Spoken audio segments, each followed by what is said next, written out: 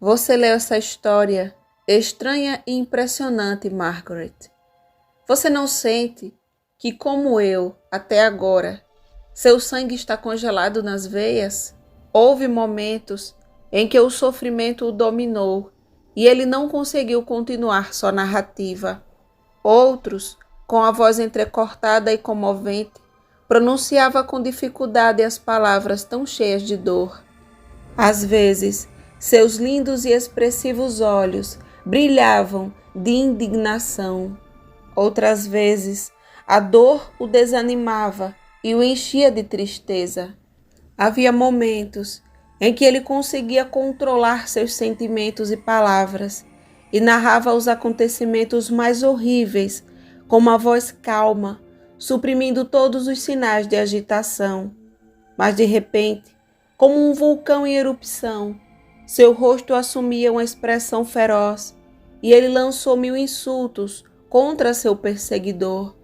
A história é coerente e foi contada com a naturalidade que acompanha a verdade mais simples, mas confesso que as cartas de Félix a Safi que ele me mostrou e a visão do monstro que tivemos do barco me convenceram mais do que todas as suas afirmações, por mais coerentes e convincentes que parecessem. Não tenho dúvidas, então, de que tal monstro exista, mas mesmo assim estou cheio de admiração. Tentei fazer com que Frankenstein me contasse em detalhes a criação do ser, mas neste ponto ele permaneceu inescrutável. Você está louco, meu amigo? Ele respondeu. Aonde sua curiosidade absurda o levará? Você também quer criar um ser diabólico, inimigo de si mesmo e do mundo? Se não, onde você quer chegar com suas perguntas? Não insista, aprenda com meus sofrimentos e não insista em aumentar os seus. Já que você escreveu minha narrativa, disse ele, eu não gostaria que a posteridade a herdasse de forma mutilada. Assim, se passou uma semana, ouvindo a história mais estranha que qualquer imaginação poderia ter concebido. O interesse que sinto pelo meu hóspede e que foi despertado tanto pela sua história como pela nobreza e doçura de seu caráter, seduziu completamente a minha mente e a minha alma. Eu gostaria de ajudar você, mas como aconselhar alguém tão infeliz e desprovido de esperança a continuar vivendo? A única felicidade que ele pode desfrutar é aquela que experimentará, preparando sua alma dolorida para a paz e a morte. Goza, porém, de algum consolo, fruto da solidão e do delírio. Acredita que quando em sonhos conversa com aqueles que ama e obtém dessa comunicação certo alívio para o seu sofrimento ou espírito de vingança, não que sejam criações de sua fantasia, mas certamente são seres reais que do além vêm visitá-lo. Esta fé confere aos seus delírios uma solenidade que os torna quase tão imponentes e interessantes para mim como a própria verdade. Nossas conversas não se limitam apenas à sua história e às suas desgraças. Demonstram um grande conhecimento de literatura e uma percepção nítida e rápida. Sua eloquência cativa e comove a tal ponto que quando ele narra um episódio patético ou tenta provocar pena ou carinho, não consigo ouvi-lo sem que meus olhos se encham de lágrimas. Que homem magnífico ele deve ter sido em seus momentos de felicidade para se mostrar tão nobre, mesmo na desgraça. Ele parece conhecer seu próprio valor e a magnitude de sua ruína. Quando eu era jovem, ele me disse um dia, eu sentia como se tivesse nascido para realizar grandes coisas. Tenho uma natureza sensível, mas então possuí uma serenidade de julgamento que me permitiu triunfar.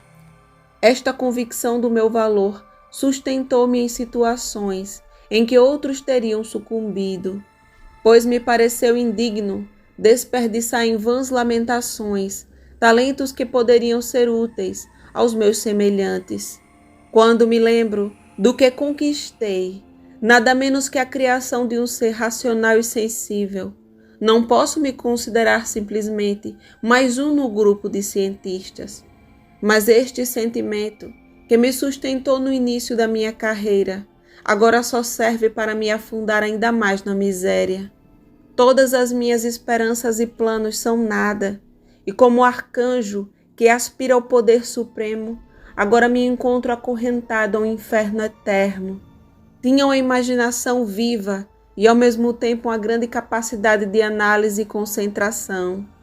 Através da estreita colaboração destas duas qualidades, concebi a ideia e realizei a criação de um homem.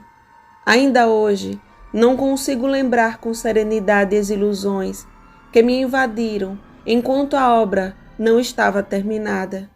Cheguei às esferas mais altas com minha imaginação, às vezes exultando de alegria com meu poder, outras vezes estremecendo ao pensar nas consequências de minha pesquisa.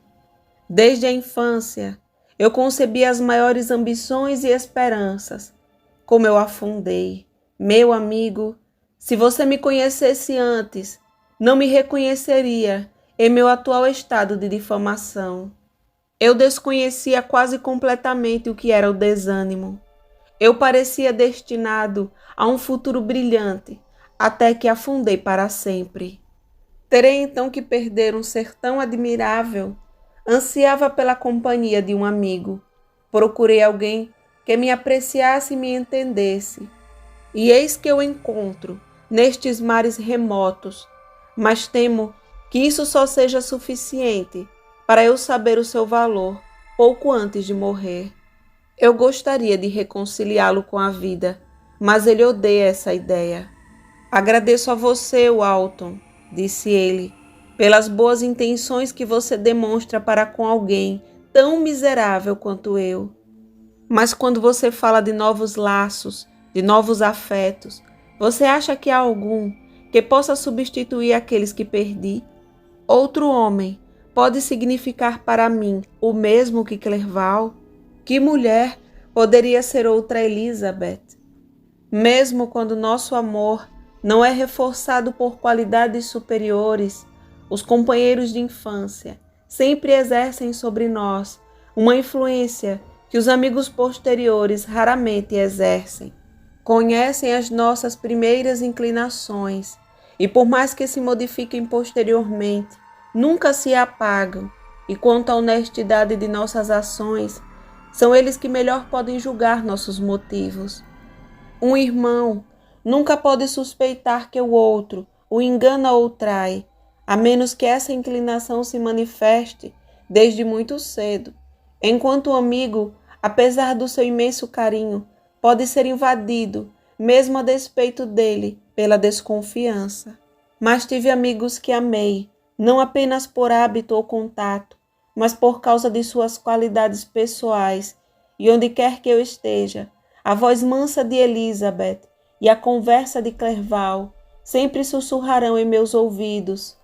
Eles morreram, e na minha solidão só há um objetivo que pode me induzir a preservar a vida.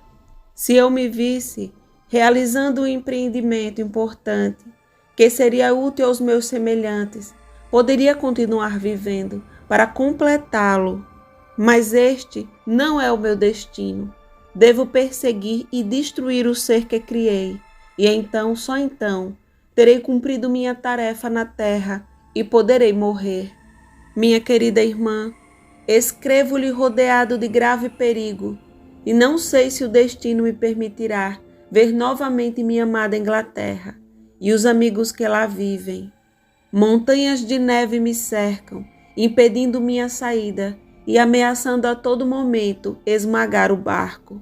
Os valentes que convenci a me acompanhar vêm até mim em busca de uma solução, mas não tenho nada para oferecer. Há algo terrivelmente assustador em nossa situação, mas ainda tenho confiança e coragem. Talvez sobrevivamos, e se não, como Sêneca, morrerei de bom humor. Mas quais serão seus pensamentos, Margaret? Você não saberá que morri e aguardará ansiosamente meu retorno. Os anos passarão e você passará por momentos de desespero, mas a tortura da esperança sempre a dominará. Minha querida irmã, a horrível decepção das suas esperanças é ainda mais terrível para mim do que a minha própria morte. Mas você tem seu marido e seus lindos filhos, e você pode ser feliz. Que o céu te abençoe e permita que o sejas. Meu infeliz convidado, olha para mim com a maior compaixão. Tenta me devolver a esperança e fala da vida como um tesouro precioso. Isso me lembra quantas vezes esses acidentes aconteceram com outros marinheiros que se aventuraram por estes mares, e apesar de tudo, estou contagiado com a ideia de boas perspectivas. Até os marinheiros percebem o poder de sua eloquência. Quando ele fala, eles confiam novamente. Isso revive suas energias e, ao ouvi-lo, passam a acreditar que essas gigantescas montanhas de gelo são pequenos montes que desaparecerão sob a força da vontade humana. Esses sentimentos são temporários. Cada dia que passa, a frustração das suas esperanças enche-os de terror e temo que o medo os faça amotinar-se. Acabou de acontecer algo tão incomum que, embora seja muito provável que você nunca leia esses artigos, não posso deixar de narrá-lo. Ainda estávamos rodeados por montanhas de neve e em perigo iminente de sermos esmagados. O frio é extremamente intenso e muitos dos meus infelizes companheiros já encontraram seus túmulos neste lugar desolado. A saúde de Frankenstein piora a cada dia. Uma luz febril continua brilhando em seus olhos, mas ele está exausto e ao menor esforço cai novamente em agonia total. Mencionei anteriormente meu medo de um motim. Esta manhã, enquanto olhava para o rosto pálido do meu amigo, os olhos semicerrados e os membros inertes, fui interrompido por meia dúzia de marinheiros que queriam entrar na cabine. Eu os deixei entrar, e aquele que atuou como porta-voz dirigiu-se a mim. Disse-me que ele e os seus companheiros tinham sido escolhidos pelo resto da tripulação, para que em delegação me pudessem comunicar um pedido que eu não poderia recusar com justiça. Estávamos cercados por gelo e provavelmente não escaparíamos, mas eles temiam que, se por acaso, como era possível, o gelo cedesse e um caminho se abrisse, eu seria imprudente o suficiente para desejar continuar minha jornada e conduzi-los a novos perigos. Pediram-me, portanto, que fizesse uma promessa solene de que, se o navio estivesse livre, eu iria imediatamente para o sul. Este pedido me perturbou. Eu não tinha perdido as esperanças. Eu nem tinha pensado em voltar se tivesse livre do gelo. No entanto, poderia eu, com justiça, opor-me a isto, se tivesse a chance de fazê-lo? Eu estava pensando nessas perguntas antes de responder, quando Frankenstein, que a princípio havia permanecido em silêncio e parecia não ter forças para prestar atenção, sentou-se. Seus olhos estavam brilhando e suas bochechas estavam coradas com um rubor repentino. Dirigindo-se aos homens, ele disse: "O que isso significa?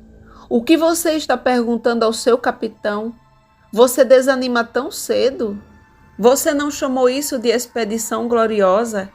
Por que seria gloriosa? Porque a rota era fácil e pacífica, como o Mar do Sul? Não. Você chamou assim porque estava cheio de perigos e ficamos esperando. Porque a cada nova dificuldade era preciso renovar a coragem e as forças, porque o perigo e a morte o cercaram e você teve que superar ambos. É por isso que você chamou isso de glorioso, porque foi um empreendimento digno. A posteridade os saudará como benfeitores da humanidade. Seu nome será reverenciado como o daqueles valentes que enfrentaram a morte com honra em benefício da espécie humana. E olha agora, com a primeira impressão de perigo, ou, se preferir, a primeira grande prova, sua coragem se esvai e você se dispõe a passar por homens que não tiveram forças suficientes para enfrentar o frio e o perigo. Os pobres estavam com frio e voltaram para suas lareiras. Na verdade, isto não teria exigido tanta preparação.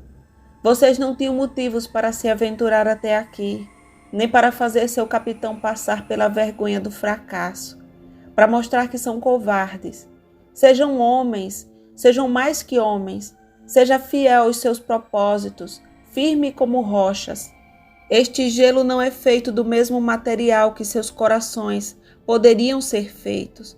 Ele é vulnerável, não pode derrotá-los se você insistir para que ele não faça. Não voltem para suas famílias com a testa marcada pelo estigma da vergonha. Retornem como heróis que lutaram e conquistaram e que não sabem o que significa virar as costas ao inimigo. Ao longo do discurso, a sua voz adaptou-se tão bem aos diferentes sentimentos que expressava, e os seus olhos brilharam tão cheios de heroísmo e ambição saudável, que não foi surpreendente que os meus homens tenham ficado comovidos. Eles se entreolharam, sem saber o que dizer. Dirigi-me a eles e implorei que reconsiderassem o que tinham ouvido. Acrescentei que, de minha parte, não continuaria avançando para o norte, contra a vontade deles. Eles foram embora, e eu me virei para meu amigo, mas ele estava muito abatido e quase sem fôlego. Não sei como tudo isso vai acabar, mas preferiria que a morte voltasse, coberta de vergonha, sem ter conseguido atingir os seus objetivos. Contudo, temo que este seja o meu destino. Sem o incentivo que a ideia de glória e honra poderia incutir neles, meus homens nunca concordarão em continuar com as dificuldades atuais. A sorte está lançada. Concordei com nosso retorno, se o gelo permitir. Vejo minhas esperanças interrompidas pela covardia e pela indecisão. Volto decepcionado e ignorante. Eu precisaria de mais tolerância do que recebi para sofrer pacientemente essa injustiça.